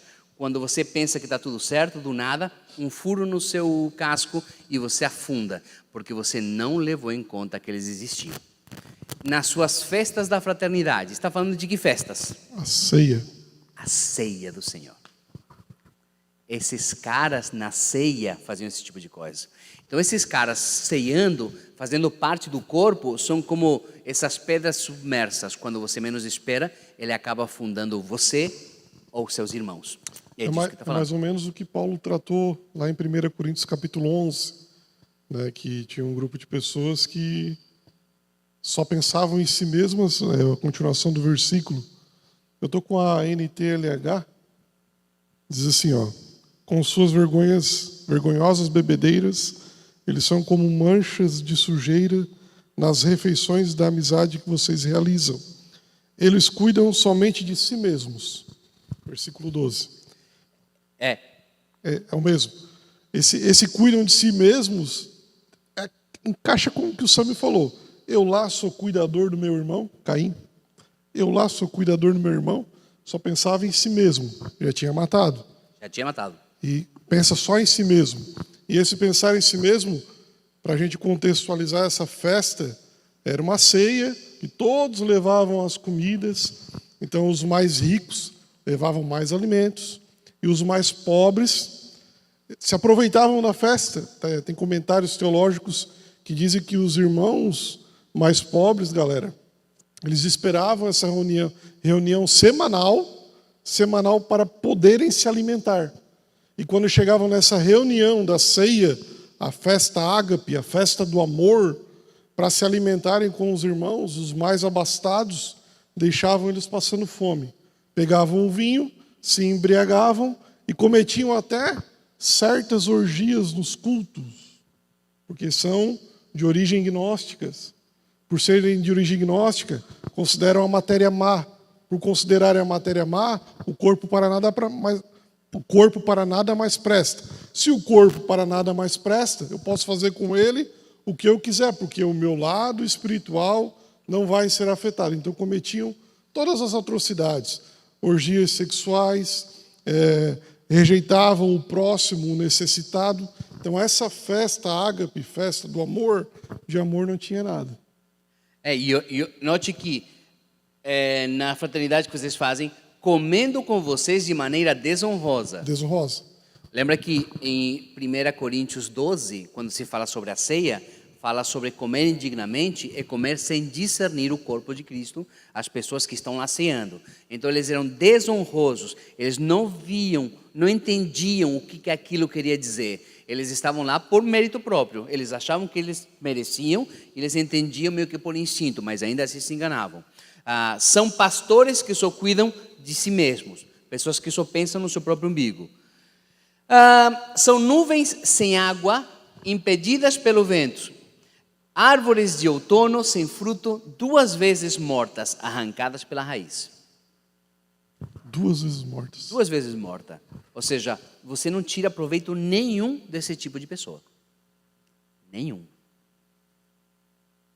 Você não tira proveito nenhum do que eles dizem, nem do que eles fazem, nem com quem eles dizem, nem com quem eles fazem. Eles são mortos, são como nuvens sem chuva, são como árvores mortas de outono, 2 vezes mortas e arrancadas pela raiz. São ondas bravias do mar, espumando seus próprios atos vergonhosos, estrelas errantes para as quais estão reservadas para sempre as mais densas trevas. Está fazendo uma figura de linguagem do que eles representam. Eles não têm nada de proveitoso.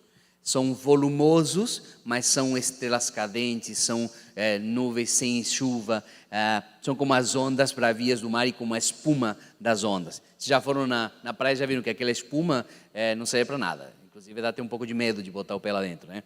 Eu boto porque sou índio e não tenho problema com isso. Agora começa a segunda treta, porque até agora estava tudo tranquilo.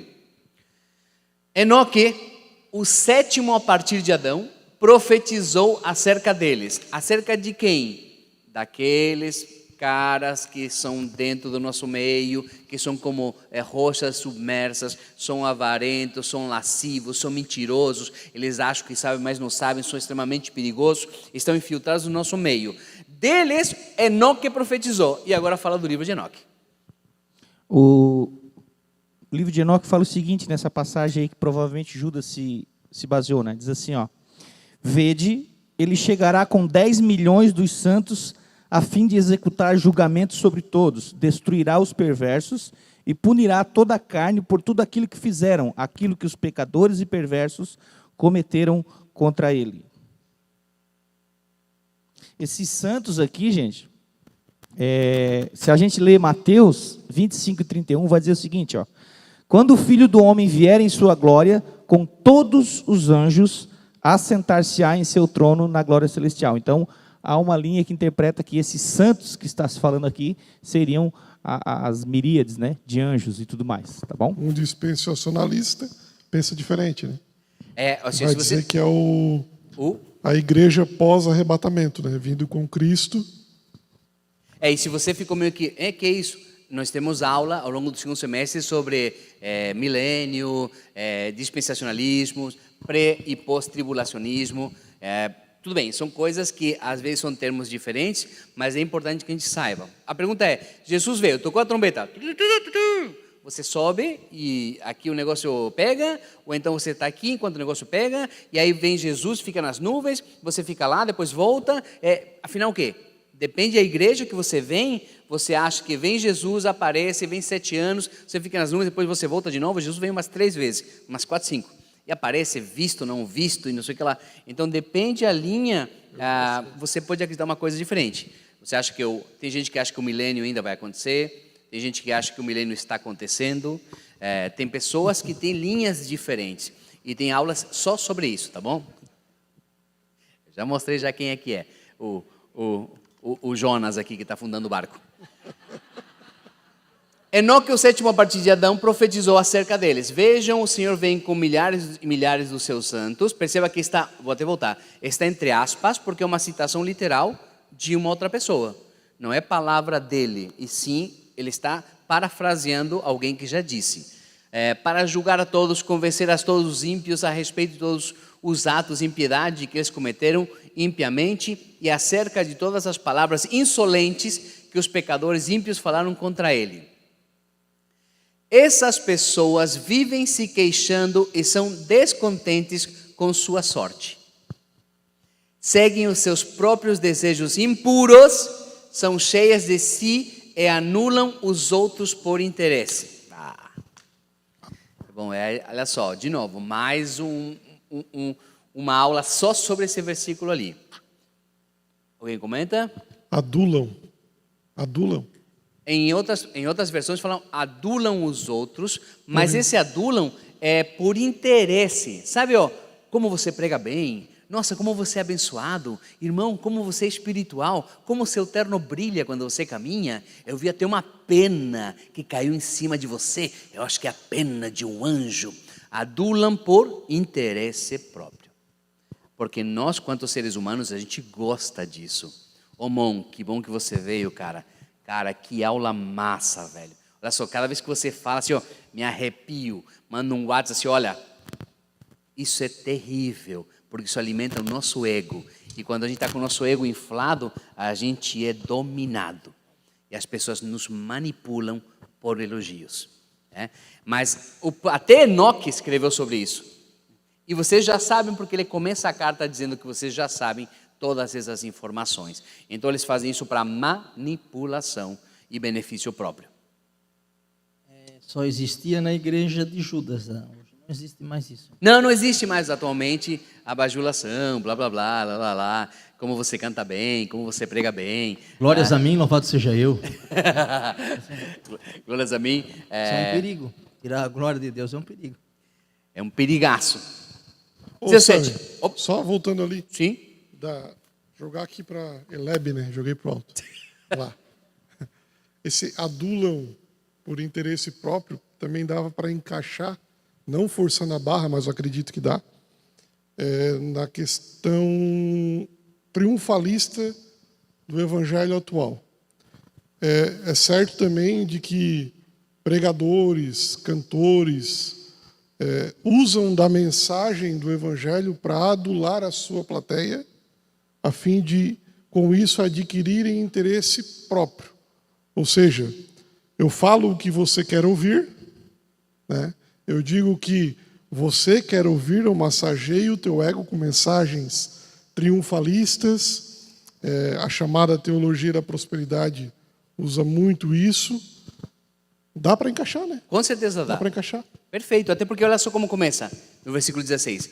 Essas pessoas vivem se queixando e são descontentes com sua sorte. Você está sofrendo. Isso. Você foi abandonado. As pessoas não te dão um valor. Então veja bem, ou seja, tem todo um coaching, sem falar do coaching profissão, tá? Estou falando do evangelho tipo coaching, em que você não pode sofrer, você não foi destinado para sofrer, você é filho do rei, você precisa ter o melhor carro, a melhor casa, porque você é... Você é o quê, cara pálida? Me diz como acabaram os discípulos. Me diz um que acabou na beira-mar. Me diz. Me mostra na Bíblia os discípulos que acabaram na beira-mar. João morou numa ilha. Numa ilha, né? Preso, né? Bem Preso. massa, né? Volta lá. Já viu falar em Alcatraz? Preso e torturado. Sammy, eu li um comentário que fala do queixoso é aquele que é insatisfeito com tudo. Ou seja, até se estivesse no céu ia estar insatisfeito. Sim. Achei forte esse comentário. Porque assim, ó, eles pegam... não vamos falar nomes, agora eu não vou falar nomes. Mas, normalmente, assim, as pessoas são pegas pela sua própria avareza e pela sua própria vontade de ter mais. Sabe, queimou na fogueira um apartamento. Tadinho. Tadinho não, foi bem feito. Que perca 2, 3, 4 apartamentos. Porque você não está vendendo para auxiliar os nossos amigos do Haiti. Nesse exato momento, tem irmãos nossos no Haiti que estão tentando desenterrar seus parentes. Eu não estou vendo essas pessoas vendendo seu apartamento, seu carro, seu sítio para mandar recursos para o Haiti. Normalmente quem queima na fogueira é porque eu queimo um apartamento porque eu vou ganhar 2, 3, 4. Está chantageando Deus, mas perdeu foi pouco. Devia ter perdido mais. Até o rumo de casa. Quando você chantageia Deus, quando você tenta achar que Deus é um banco, que você investe dinheiro lá para ganhar mais dinheiro ainda, tomara que você perca mais. Agora, se nesse montante tem pessoas simples que acreditam e que têm fé de verdade, e Deus age. Então nós não podemos julgar a instituição e as pessoas. A instituição é uma coisa, é covarde, é manipuladora, mas as pessoas não. Tem muita gente do bem sendo enganada, indo lá porque tem seu filho nas drogas, levando a camiseta para orar, e eu respeito demais essas pessoas. Agora, grandes empresários que queimam na fogueira o seu Porsche, eu quero é que queime mesmo. E eu quero comprar bem barato depois. Ou seja, eu não tenho pena desse tipo de coisas, porque são pessoas que estão ouvindo aquilo que querem, é agradável aos seus ouvidos, não estão nunca contentes com a sorte e nem com aquilo que Deus deu para eles. A gente tem que entender que não é que a gente professa uma teologia sofredora. Também a gente acredita que pessoas recebem bênçãos da parte de Deus. É um dom. É um dom. Agora, é importante a gente entender o seguinte. Essas bênçãos que Deus concede para nós, ela não pode nos causar uma sensação de conforto. Se Deus abençoa alguém dos seus filhos, existe uma finalidade nisso. É para você abençoar outras pessoas. Não existe nenhum amparo bíblico para você dizer assim, não, Deus está me abençoando e eu não preciso abençoar outras pessoas. Então, a gente pode trazer uma infinidade de textos bíblicos que corroboram essa conclusão. Quando Deus te abençoa, você não pode ficar na situação de comodidade. Você, um crente mesmo, um fiel a Deus, ele quer abençoar outras pessoas, porque ele foi abençoado. É muito simples essa relação. Então, é isso. Quando a gente fala em bênçãos, é nesse sentido. Agora, o que a gente vê por aí, não é você ser abençoado e vai embora e curta a sua bênção. Não é assim. Você é abençoado para abençoar outras pessoas.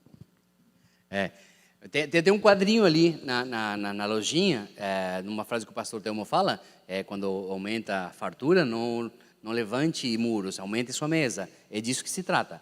Aí você pode ser próspero. Inclusive, um dos dons que estão na Bíblia é dom da contribuição.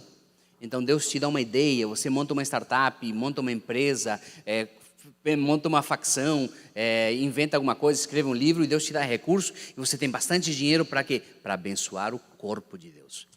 Não é justo. Onde está o reino de Deus, sua justiça? Nós com 5 casas, irmãos nossos não ter onde dormir. Isso não é justiça. Isso não é Deus, isso não é reino.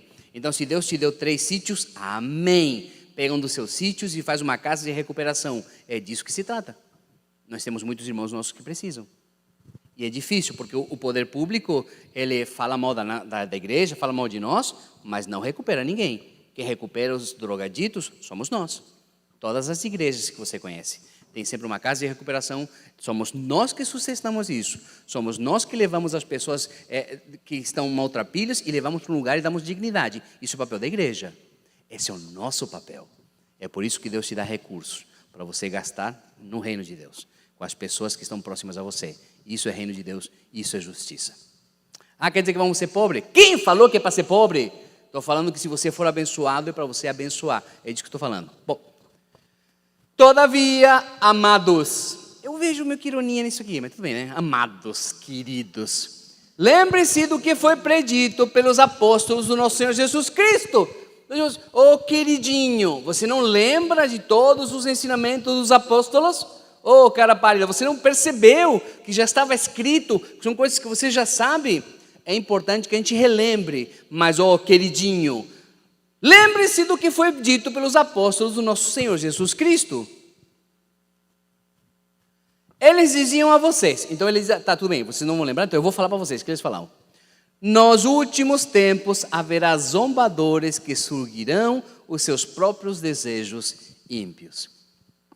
Lá, na igreja primitiva, já era assim. O que é que você acha que está acontecendo hoje em 2021? E nós estamos preocupados com tudo, menos em defender a nossa fé. Defender a nossa fé não é jogar pedra no pessoal do terreiro de Macumba. Não é ir lá e destruir com um martelo a imagem de Iemanjá, na Lagoa da Conceição. Que teve isso aí que eles fizeram, né? Não é você pegar e apedrejar uma menina de 9 anos porque está de branco indo para um terreiro. Isso não é defender a nossa fé. Defender a nossa fé é fazer disto um local saudável, onde a pessoa possa vir e nós refletir Cristo, atender, dar dignidade e a pessoa ser tocada pela virtude do Espírito Santo. E não deixar ninguém que é falso se crescer no nosso meio. Isso é apologética. É verdade. Daqui para frente, aí ele já descarregou o que tinha que descarregar. Então, só vou ler corrido e a gente vai abrir para perguntas, tá bom? Porque essa segunda parte agora é tipo, ele percebeu que pesou a mão, Fala assim, os crentes não vão mais para a igreja, porque sabe como que é crente, né? Tem crente que gosta de levar, é mesmo, fala mesmo Jesus. Fica falando, fala mesmo Jesus, mas não aplica na segunda-feira. Enfim. Esses são os que causam divisões entre vocês, os quais seguem a tendência para a sua própria alma e não têm o Espírito. Edifiquem-se, porém, amados, queridos, na santíssima fé que vocês têm, orando no Espírito Santo. Mantenham-se no amor de Deus, enquanto esperam que a misericórdia do nosso Senhor Jesus Cristo os leve para a vida eterna. Essa é a nossa esperança final, a vida eterna. Nosso lugar não é aqui, nossos olhos deveriam estar voltados para a eternidade. Tenham compaixão daqueles que duvidam. Compaixão daqueles que duvidam. A outros, salvem-nos, arrebatando-os do fogo. A outros ainda, mostrem misericórdia com temor, odiando até a roupa contaminada pela carne. Como é que fala ali essa parte ali, 23? Salvem outros, tirando-os do fogo, e para com outros mostrem misericórdia com medo, odiando até as roupas deles, manchadas pelos seus desejos pecaminosos. Odiando o que eles fazem, porque nós também fazemos coisas parecidas, mas não as pessoas. Salvem, resgatem, tenham misericórdia, salvem do fogo que é a condenação. Odeiem eventualmente o que eles fazem, mas não odeiem eles. Eles são pessoas, são amados, são parte do corpo de Cristo. Aquele que é poderoso para impedi-los de cair e para apresentá-los diante da sua glória sem mácula e com grande alegria, ao único Deus, nosso Salvador, sejam a glória, majestade, poder e autoridade, mediante Jesus Cristo, nosso Senhor, antes de todos os tempos, agora e para todo sempre. Amém. Simples assim. Ou seja, acaba a carta de Judas nos advertindo a não esquecer aquilo que a gente já tinha aprendido. E ele cita que nós deveríamos ativamente lutar contra essas pessoas que estão infiltradas no nosso meio sem dó.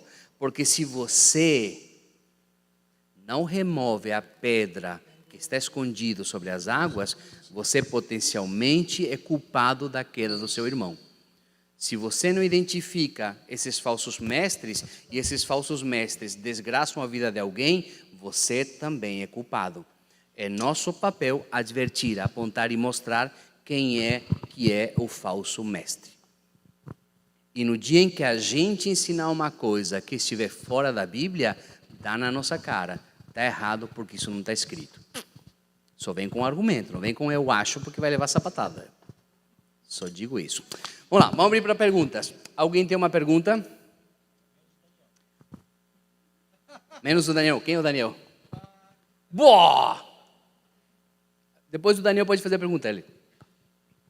Menos o Daniel. Boa noite. Boa noite. Pode ser duas? Pode. Rapidinho? Tá. Faz uma, a gente responde e depois faz a outra. Tá. Primeiro, esse Tiago, esse Judas, qual é a evidência que a gente sabe que ele é irmão de Tiago? E esse Tiago é de fato irmão de Jesus, porque tem 3 ou 4 Tiagos ali? Como é que a gente sabe que é o Tiago irmão de Jesus? E como é que eu sei que esse Judas é irmão realmente do Tiago? Porque está dizendo lá que por que ele falou que ele é servo e não falou que ele é irmão? Ele poderia dizer que era irmão ali, né? Tanto o Tiago quanto o Judas, não falou. Então essa é a primeira pergunta. Perfeito. Então, segura a segunda, tá? Tá com toda a razão. Tradicionalmente, assim, digamos assim, ao longo de vários e vários séculos, falando de séculos mesmo, tá? Se discutiu sobre a identidade de quem escreveu isso. Ele fala assim, servo de Jesus Cristo, irmão de Tiago. Quando a gente vai para a passagem de Mateus, quando falam para Jesus, os seus familiares estão lá fora, inclusive falam assim, esse não é o que nasceu na Galileia, e acho que Simão não é o seu irmão, tem um Simão que é irmão do próprio Jesus, Tiago, Judas, e tem uma irmã de Jesus. Então, o que se faz? A igreja primitiva, eles linkaram que este Tiago, que está na Bíblia, e este Judas, que está na Bíblia, eram os irmãos de Jesus por uma coisa bem simples. Eles possivelmente não andavam com Jesus, mas eles tinham autoridade para escrever as igrejas. Não era, digamos que eu tinha uma ideia, estávamos naquela época, tempo primitivo. Eu não poderia escrever para as igrejas, eu não tinha autoridade apostólica para fazer isso. E tanto Judas quanto Tiago mandaram cartas, circularam nas igrejas e todo mundo comprovou que não, este era o irmão de Jesus. Então, mesmo que não esteja escrito, eu sou irmão do próprio mestre, porque eles não se achavam dignos de dizer, sou irmão dele. Sou servo dele, assim como todos nós. Mas eu concordo contigo que tinha outros Tiagos. Então, culturalmente, se chega ao consenso de que, sim, era o irmão de Jesus. Mas, sim, havia outros Tiagos e outros Judas também. Concordo contigo, beleza? Então, a gente acredita na tradição, no sentido de os primeiros pais apostólicos apostaram, estavam mais próximos, inclusive, disso, e diziam, não, de fato, era o irmão do mestre. Beleza? E como o Tiago, não, teu nome é Sami, né? Como o Sami falou, tem toda a questão da tradição dos pais apostólicos, pessoas do primeiro e início do segundo século, corroboram essa visão de que esse Judas era irmão de Jesus. Perceba que a carta toda, o início dela tem um quê de humildade, né? E aí eles vinculavam essa questão, porque nem Tiago e nem Judas, Tiago, irmão de Jesus, que escreveu a epístola, e Judas aqui, que também era irmão de Jesus, eles se intitulam como apóstolos. E aí tem aquela grande questão, porque quando Jesus estava em vida, eles não criam que Jesus era o Messias. Então, essa conversão deles foi depois. Lembra que Judas, esse Judas aqui, possivelmente estava entre os 120 do Pentecostes, porque lá diz que os irmãos de Jesus estavam presentes. Então, houve essa transformação da vida deles, mas ainda assim eles se sentiam envergonhados e indignos de dizerem que era irmão de Jesus. Então, eles se intitulavam como servos de Jesus. A tradição aponta essa questão e eu acho bem interessante também a gente fazer menção. A evidência mais forte da conversão dos dois foi justamente a ressurreição de Jesus. Eles comprovaram com os próprios olhos de que não era só irmão, não, ele era senhor deles. Tiago também foi presbítero, bispo da igreja em Jerusalém, morreu como mártir e tudo mais. Né? E a segunda? Ok, obrigado. E a segunda é com relação a essas citações de livros apócrifos. Se o Senhor Deus, através do Espírito Santo, que estava inspirando esses autores, permitiu que fosse citado livros apócrifos que não são canônicos, alguma verdade ali tem, já que está sendo citado. Se alguma verdade ali tem, então, por que não são canônicos, já que tem verdade ali, a ponto de alguns autores, não um, mas alguns, os citarem?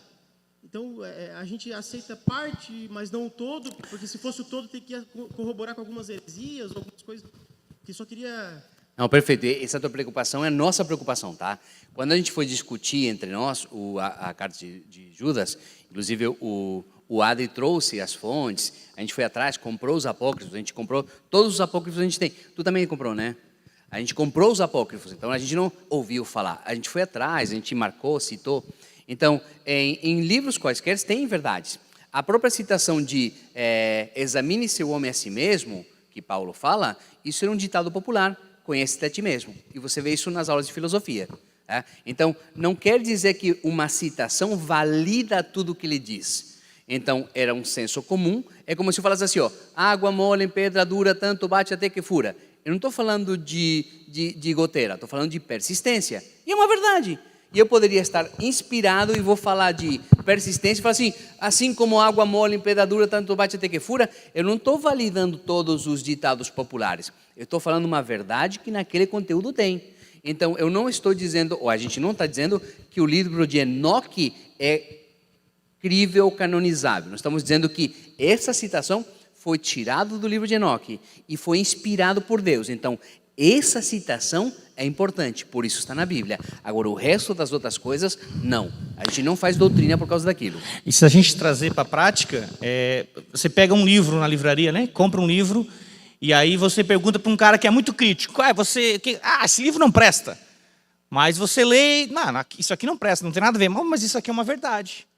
Mas o livro inteiro não presta, mas aquilo ali que ele falou é uma verdade. Então, de alguma forma sobrenatural, o Espírito Santo se aproveitou desses trechos que era conhecido da época para esclarecer muita coisa e para trazer verdades também para o povo de Deus. E a redação bíblica não é como acontece, por exemplo, numa mesa espírita, onde desce um espírito e acaba o espírito falando, escrevendo.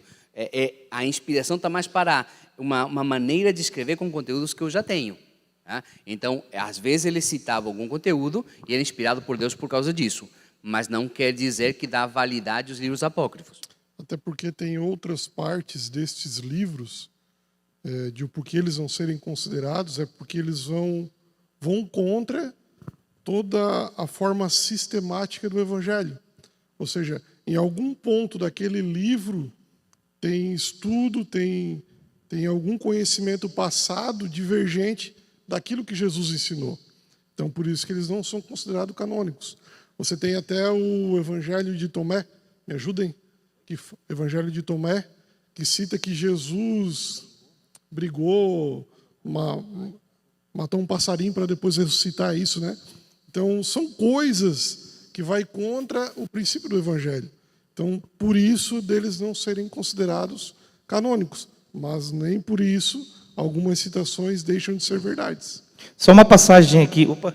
A Sheila Bezerra, lá do YouTube, falou assim, ó, qual passagem da Bíblia que diz que Tiago e Judas são irmãos carnais de Jesus? Marcos 6:3 diz assim, ó, não é este o carpinteiro, filho de Maria e irmão de Tiago, José, Judas e Simão? Não estão conosco as suas irmãs? Ou seja, Jesus tinha irmãos e também irmãs.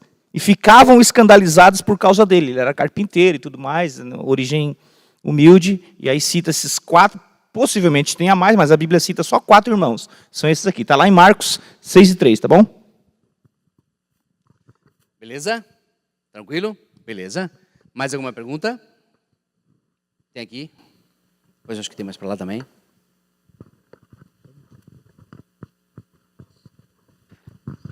Paz. A questão de Gênesis 6, e concatenando com o que a gente ouviu aqui hoje, a questão dos gigantes poderia ser, além de ser um gigantismo corpóreo, a gente pode entender também que havia um gigantismo intelectual, ou seja, essas pessoas eram intelectualmente muito acima do povo da época?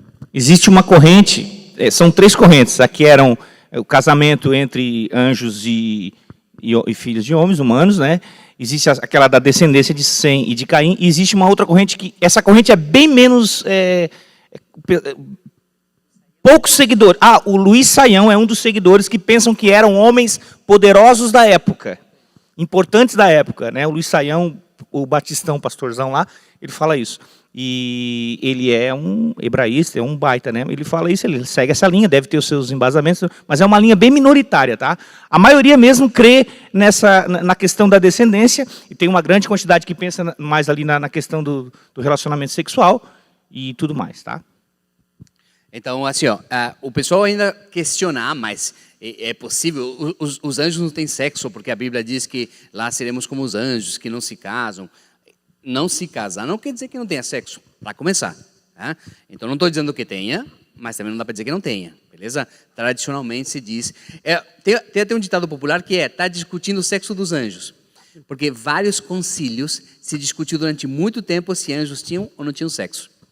Muitas das coisas que a gente tem como dada, tipo apócrifo, não apócrifo, ou não hoje a gente fala sobre linhas, porque teve irmãos nossos que discutiram anos, tá? Teve alguns concílios que duraram 5, 6, 7 anos, todos os dias discutindo sobre isso. Então, eles chegam a um denominador comum. Então, não é com 2 dias que a gente vai contraditar eles.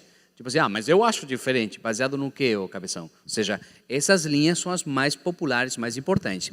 Isso é importante para a sua salvação? É claro que não. É conteúdo, é conhecimento que a gente tem que ter. Mas isso não interfere na cruz, nem na graça de Deus. Essa questão é interessante, de não pensar em forma física, né? Até porque essa linha que adota anjos com seres humanos, relações sexuais que geraram gigantes, eles também vão desenvolver um conhecimento paralelo, dizendo que como é que as culturas da época que estiveram ali, desenvolveram os seus conceitos doutrinários, tipo os gregos, os titãs, a mitologia grega, né, que trazia o Hércules, Zeus, todos esses mais deuses que tiveram relações com os seres humanos. Então essa linha vai dizer que esses pensamentos pagãos se desenvolveram pelo fato de que realmente as pessoas naquela época viram esses gigantes, desenharam nas suas escritas na época esses pensamentos e chegou até nós hoje como mito, né? Hoje é mito. A gente não está dizendo que mas que há uma forte tendência de como surgiu todas essas ideias de deuses que não acaba mais. Pode ter sido daí.